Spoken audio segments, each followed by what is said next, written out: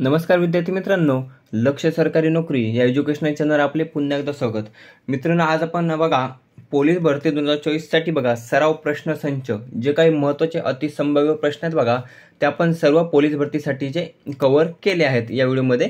आणि मित्रांनो, आजपासून आपण पोलीस भरतीसाठी देखील आपण विशेष एक 4 वाजता रोज व्हिडिओ अपलोड करणार आहोत।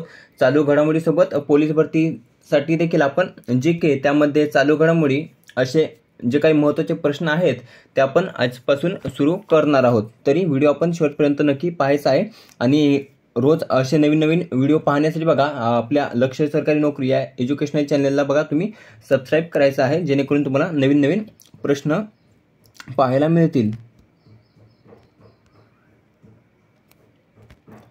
पहिला प्रश्न आहे बघा, IWF विश्वचषकात पदक जिंकणारी पहिली भारतीय महिला कोण बनली आहे?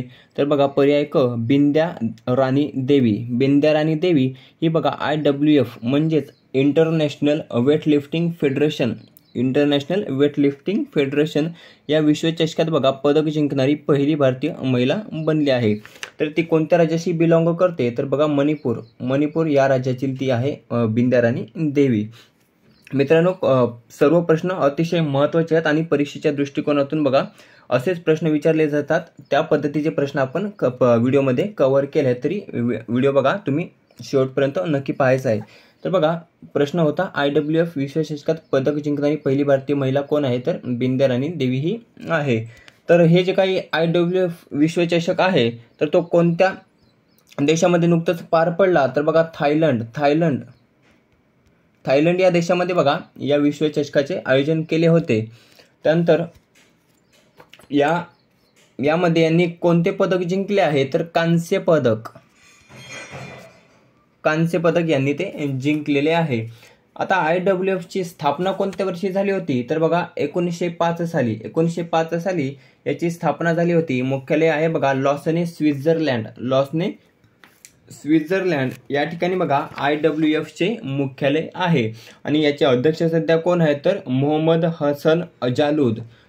हसन जालूद हे याचे सध्याचे अध्यक्ष आहेत। यांनी कोणत्या वजनी गटात कांस्य पदक मिळवले आहे? तर बघा 55 किलो वजनी गटात यांनी ते बघा कांस्य पदक मिळवले आहे। त्यानंतर किती वजन उचलत त्यांनी कांस्य पदक मिळवले आहे? तर 196 kg म्हणजेच 196 किलोग्राम वजन उचलत यांनी बघा IWF विश्वचषकात कांस्य पदक मिळवले आहे। त्यानंतर एक जुना प्रश्न आहे बघा, बर्मिंगहम येथे पार पडलेल्या राष्ट्रकुल स्पर्धेमध्ये त्यांनी कोणते पदक जिंकले होते? तर रौप्य पदक हे बघा बर्मिंगहम येथे पार पडलेल्या राष्ट्रकुल स्पर्धेमध्ये त्यांनी पदक जिंकले होते। मित्रांनो, इत्यादी महत्त्वाची माहिती बघा या एका प्रश्नामधून आपण कव्हर केली आहे। त्यानंतरचा पुढचा प्रश्न आहे महत्त्वाचा प्रश्न आहे, कारण ही जे काही मिस वर्ल्ड स्पर्धा आहे ती बघा भारतात आयोजित केली होती। तर बघा प्रश्न काय आहे, यावर्षी मिस वर्ल्ड स्पर्धा कोणत्या ठिकाणी आयोजित केली होती? तर बघा पर्याय ड मुंबई या ठिकाणी बघा यावर्षी मिस वर्ल्ड स्पर्धा ही आयोजित केली होती। प्रश्न कसाही विचारला जाऊ शकतो। याच ठिकाणी दुसरा प्रश्न काय बनतो? तर 71वी मिस वर्ल्ड स्पर्धा कोणत्या ठिकाणी आयोजित केली होती, किंवा यावर्षीची मुंबई येथे आयोजित केलेली मिस वर्ल्ड स्पर्धा कितवी होती? तर तुम्हाला प्रश्न काही विचारला जाऊ शकतो, तरी आपण नीट काळजीपूर्वक उत्तर द्यायचे आहेत। बघा प्रश्न होता मिस वर्ल्ड स्पर्धा कोणत्या ठिकाणी आयोजित केली होती? तर मुंबई या ठिकाणी आयोजित केली होती। कितवी स्पर्धा होती? तर 71वी याची आवृत्ती होती, जी मुंबई महाराष्ट्र या ठिकाणी आयोजित केली होती। तर किती वर्षांनी भारतात मिस वर्ल्ड स्पर्धा ही आयोजित केली होती? तर बघा 28 वर्षांनी बघा मिस वर्ल्ड स्पर्धेचे आयोजन हे भारतात केले होते। भारताने आतापर्यंत किती वेळा ही स्पर्धा जिंकली आहे? तर 6 वेळा भारताने आतापर्यंत ही स्पर्धा जिंकली आहे। त्यामध्ये बघा पहिली मिस वर्ल्ड कोण आहे भारताची? तर 1966 साली बघा रीता फारिया ही बघा पहिली भारतीय मिस वर्ल्ड बनली होती 1966 साली।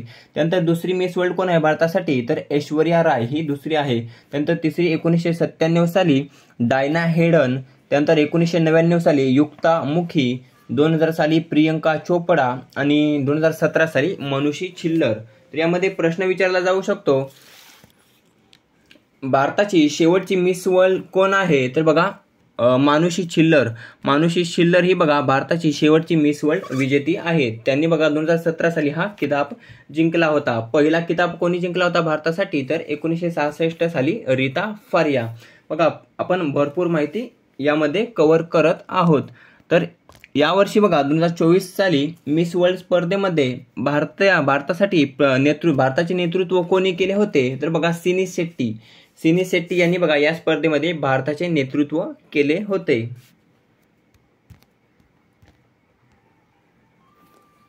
तिसरा प्रश्न आहे, भारतीय संसदेचे वरिष्ठ सभागृह कोणते आहे? एक प्रश्न राहिला बघा. ही जी काही 71वी मिस वर्ल्ड स्पर्धा भारतामध्ये पार पडली, तर त्याचा किताब मिस वर्ल्ड किताब कोणी जिंकला 2024चा? तर क्रिस्टिना पिशकोवा यांनी हा बघा किताब जिंकला 71व्या मिस वर्ल्ड स्पर्धेचा. त्यानंतर याच वेळेला बघा नीता अंबानी यांना ह्युमॅनिटेरियन पुरस्काराने देखील बघा सन्मानित करण्यात आले होते. कोणास? तर नीता अंबानी यांना ह्युमॅनिटेरियन पुरस्काराने देखील सन्मानित करण्यात आले होते. पुन्हा एकदा सांगतो, 71वी मिस वर्ल्ड कोण बनले आहे? तर क्रिस्टिना पिशकोवा. तिसरा प्रश्न आहे, भारतीय संसदेचे वरिष्ठ सभागृह कोणते आहे? तर बघा पर्याय क राज्यसभा हे भारतीय संसदेचे वरिष्ठ सभागृह आहे. त्यानंतर कनिष्ठ सभागृह कोणते आहे? तर लोकसभा हे बघा भारतीय संसदेचे कनिष्ठ सभागृह आहे. तर राज्यसभेचे सध्याचे अध्यक्ष कोण आहेत? तर बघा जगदीप धनखड हे बघा राज्यसभेचे सध्याचे अध्यक्ष आहेत. राज्यसभेचे अध्यक्ष कोण असतात? तर उपराष्ट्रपती हे बघा राज्यसभेचे अध्यक्ष असतात. लोकसभेचे सध्याचे अध्यक्ष कोण आहेत? तर ओम बिर्ला हे लोकसभेचे सध्याचे अध्यक्ष आहेत.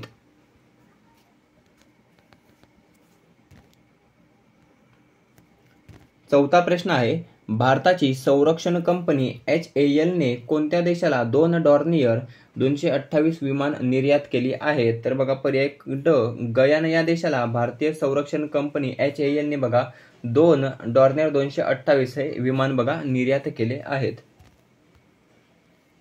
पाचवा प्रश्न आहे, यशवंतराव चव्हाण यांचा जन्मदिवस कोणता दिवस म्हणून साजरा करण्यात येतो? तर पर्याय अ बघा समता दिवस हा बघा यशवंतराव चव्हाण यांचा जन्मदिवस हा समता दिवस म्हणून साजरा करण्यात येतो. कोणत्या दिवशी? तर 12 मार्च रोजी हा बघा समता दिवस म्हणून साजरा करण्यात येतो. कोणत्या वर्षी यशवंतराव चव्हाण यांचा जन्म झाला होता? तर 12 मार्च रोजी त्यांचा जन्म झाला होता आणि त्यांचा जन्मदिवस भारतामध्ये समता दिवस म्हणून साजरा करण्यात येतो. सहावा प्रश्न आहे, 2024 मध्ये कितव्या लोकसभेच्या निवडणुकीसाठी मतदान होणार आहे? तर बघा पर्याय क 18व्या लोकसभेच्या निवडणुकीसाठी बघा मतदान होणार आहे 2024 मध्ये. सध्या कितवे लोकसभा सुरू आहे? तर बघा 17वी सुरू आहे आणि 17व्या लोकसभेचे अध्यक्ष सध्या कोण आहेत? तर बघा ओम बिर्ला हे बघा 17व्या लोकसभेचे अध्यक्ष आहेत. त्यानंतर महाराष्ट्रामध्ये लोकसभेच्या निवडणुका किती टप्प्यांनी पार पडणार आहेत? तर बघा 5 टप्प्यांनी. महाराष्ट्रात 5 टप्प्यांनी या लोकसभेच्या निवडणुका पार पडणार आहेत. आणि भारतामध्ये किती टप्प्यांनी पार पडणार आहेत? तर बघा 7. भारतामध्ये 7 आणि महाराष्ट्रामध्ये 5 टप्प्यांनी या निवडणुका पार पडणार आहेत. पहिला टप्पा महाराष्ट्रामध्ये कोणत्या दिवशी असणार आहे? तर बघा 19 एप्रिलला पहिला टप्पा असणार आहे आणि शेवटचा टप्पा 5वा म्हणजे 20 मेला. पहिला टप्पा 19 एप्रिल आणि शेवटचा टप्पा 20 मेला हा असणार आहे. त्यानंतर महत्त्वाचा पॉईंट आहे, लोकसभा निवडणुका दर किती वर्षांनी होतात? तर बघा 5 वर्षांनी या निवडणुका होत असतात. त्यानंतर लोकसभा सदस्यांचा कार्यकाळ किती वर्षांचा असतो? तर बघा 5 वर्षांचा असतो लोकसभा सदस्यांचा कार्यकाळ.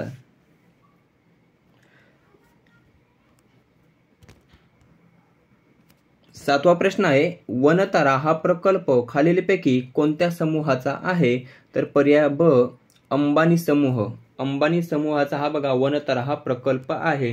आणि हा गुजरात राज्यामध्ये उभारण्यात येत आहे.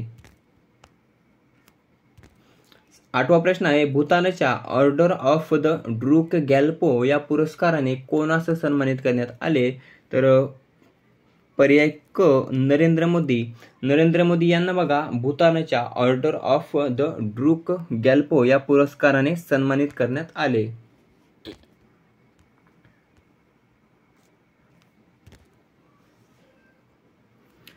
9वा प्रश्न आहे, क्षेत्रफळानुसार सर्वात मोठा केंद्रशासित प्रदेश कोणता आहे? तर पर्याय ड लडाख. लडाख हा बघा क्षेत्रफळानुसार सर्वात मोठा केंद्रशासित प्रदेश आहे. त्यानंतर सर्वात लहान केंद्रशासित प्रदेश कोणता आहे? तर लक्षद्वीप. लक्षद्वीप हा बघा क्षेत्रफळानुसार सर्वात लहान केंद्रशासित प्रदेश आहे. क्षेत्रफळानुसार सर्वात मोठे राज्य कोणते आहे? तर बघा राजस्थान. राजस्थान हे बघा क्षेत्रफळानुसार सर्वात मोठे राज्य आहे. सर्वात लहान राज्य कोणते आहे? तर गोवा. गोवा हे सर्वात लहान राज्य आहे. त्यानंतर महाराष्ट्राचा क्षेत्रफळानुसार कितवा क्रमांक लागतो? तर तिसरा क्रमांक लागतो क्षेत्रफळानुसार. 10वा प्रश्न आहे, मराठी भाषेतील पहिली सामाजिक कादंबरी यमुना पर्यटन कोणी लिहिली आहे? तर पर्याय अ बाबा पद्मनजी. बाबा पद्मनजी यांनी बघा मराठी भाषेतील पहिली सामाजिक कादंबरी यमुना पर्यटन ही लिहिली आहे. प्रश्न दुसरा विचारला जाऊ शकतो, मराठी भाषेतील पहिली सामाजिक कादंबरी कोणती? तर यमुना पर्यटन. आणि ती कोणी लिहिली? तर बाबा पद्मनजी. 11वा प्रश्न आहे, संयुक्त राष्ट्र संघाने 2024 हे वर्ष कशाचे वर्ष म्हणून घोषित केले आहे? तर पर्याय ब आंतरराष्ट्रीय उंट वर्ष. आंतरराष्ट्रीय उंट वर्ष हे बघा संयुक्त राष्ट्र संघाने 2024 म्हणून घोषित केले आहे. त्यानंतर 2023 हे वर्ष कोणते वर्ष म्हणून घोषित करण्यात आले होते? तर जागतिक बाजरी वर्ष किंवा आंतरराष्ट्रीय बाजरीचे वर्ष हे 2023ला संयुक्त राष्ट्राने घोषित केले होते. 12वा प्रश्न आहे, जागतिक वन दिवस कोणत्या दिवशी साजरा करण्यात येतो? तर पर्याय ब 21 मार्च. 21 मार्च रोजी जागतिक वन दिवस हा बघा साजरा करण्यात येतो. 20 मार्च रोजी कोणता दिवस साजरा करण्यात येतो? तर जागतिक चिमणी दिवस हा 20 मार्च रोजी साजरा करण्यात येतो. 22ला जागतिक जल दिवस. जागतिक जल दिवस हा 22 मार्च रोजी साजरा करण्यात येतो. आणि 24 मार्चला जागतिक क्षयरोग निर्मूलन दिवस. जागतिक क्षयरोग निर्मूलन दिवस हा 24 मार्च रोजी साजरा करण्यात येतो. 13वा प्रश्न आहे, मराठी भाषेत नाट्य छटाकार म्हणून कोणास ओळखले जाते? तर पर्याय क शंकर काशीनाथ गर्गे. शंकर काशीनाथ गर्गे यांना बघा मराठी भाषेत नाट्य छटाकार म्हणून बघा ओळखले जाते. 14वा प्रश्न आहे, आंतरराष्ट्रीय नाणेनिधीचे मुख्यालय कोणत्या ठिकाणी स्थित आहे? तर पर्याय अ वॉशिंग्टन अमेरिका. वॉशिंग्टन अमेरिका या ठिकाणी बघा आंतरराष्ट्रीय नाणेनिधीचे मुख्यालय हे स्थित आहे. त्यानंतर ब्रुसेल्स बेल्जियम या ठिकाणी बघा कोणते मुख्यालय आहे? तर नाटोचे मुख्यालय हे बघा ब्रुसेल्स बेल्जियम या ठिकाणी स्थित आहे. त्यानंतर पर्याय ड आहे बघा जिनेवा स्वित्झर्लंड. तर जिनेवा स्वित्झर्लंड या ठिकाणी बघा जागतिक व्यापार संघटना तसेच जागतिक आरोग्य संघटना या दोघांचे मुख्यालय बघा जिनेवा स्वित्झर्लंड या ठिकाणी आहे. त्यानंतर लिओन्स फ्रान्स. तर लिओन्स फ्रान्स या ठिकाणी बघा इंटरपोलचे मुख्यालय लिओन्स फ्रान्स या ठिकाणी स्थित आहे. नंतर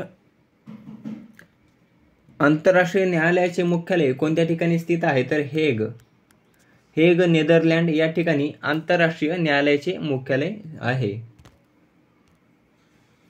15वा प्रश्न आहे, भारताचे राष्ट्रीय गीताचे रचनाकार खालीलपैकी कोण आहेत?